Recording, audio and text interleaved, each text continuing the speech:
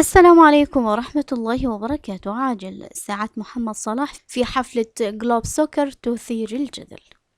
تفاصيل الخبر: تصدر وسم بحمل اسم لاعب كرة القدم المصري ونجم فريق ليفربول الإنجليزي محمد صلاح محركات البحث ومواقع التواصل الاجتماعي في العالم العربي بعد تتويجه بجائزة أفضل لاعب في العالم بتصويت الجمهور.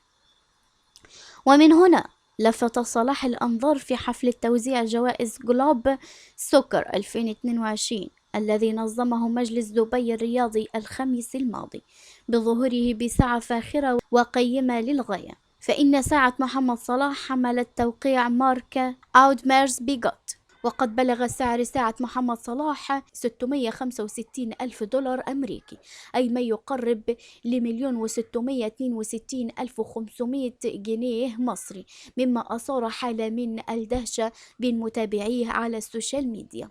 وهي مصنوعة من الذهب الأصفر عيار 18 قيراط.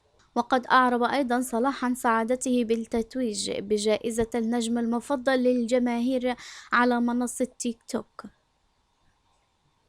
وقال صلاح في تصريحات تلفزيونية عقب تتويجه بالجائزة: شيء عظيم أن تكون النجم المفضل للجماهير وتفوز بجائزة من اختيارهم، لذلك فأنا سعيد للغاية.